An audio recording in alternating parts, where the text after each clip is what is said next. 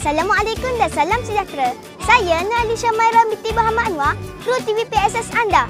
Hari ini kami bersiaran dari Padang Speedy Rusa, program Rintis Ski Atletik 2025. Zas!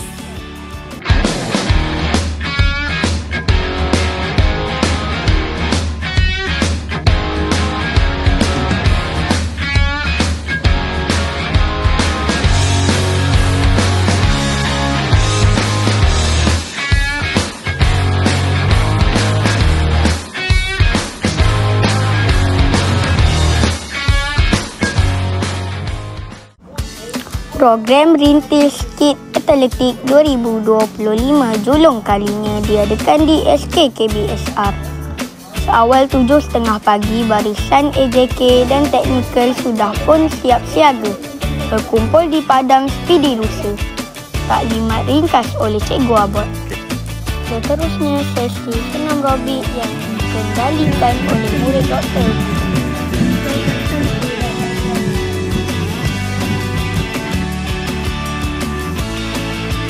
Selamat pagi sayang, baru sekejap kita bertemu.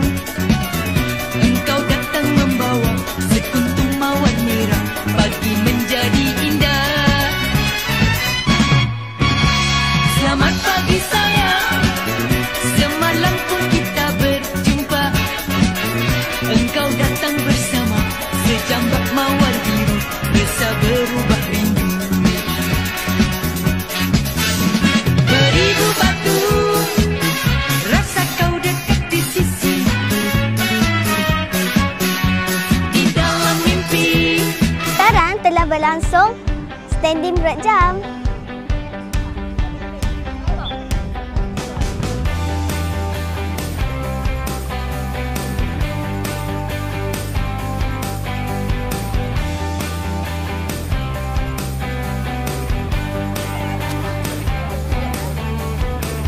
Langsungnya acara hurdle.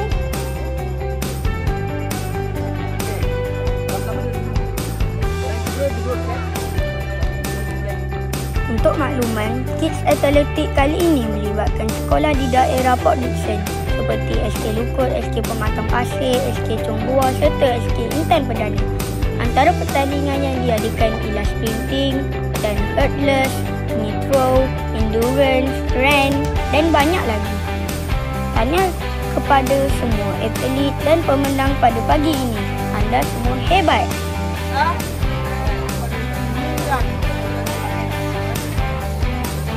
Kalau yang tak larat, cikgu saya tak boleh lari penat. Okey? Awak lari sebanyak yang yang penting jangan paksa diri terlampau. Sangat-sangat lari. Alamak.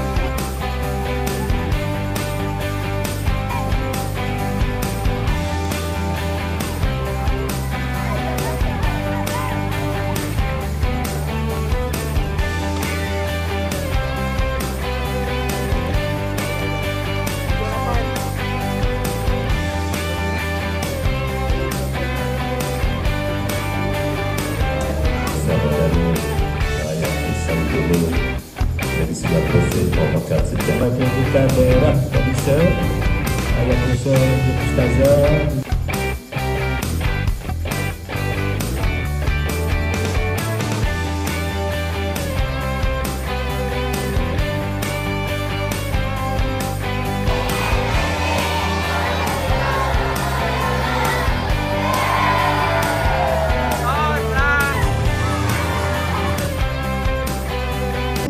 Salam.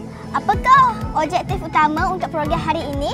Okey, objektif utama pada hari ini kami nak mendedahkan sedikit kemahiran asas khususnya sukan olahraga kepada murid-murid tahap 1 supaya kita dapat mencongkel bakat murid-murid ini untuk meneruskan kemahiran dan teknik yang betul bagi sukan olahraga. Terima kasih Cikgu Az. Sama-sama.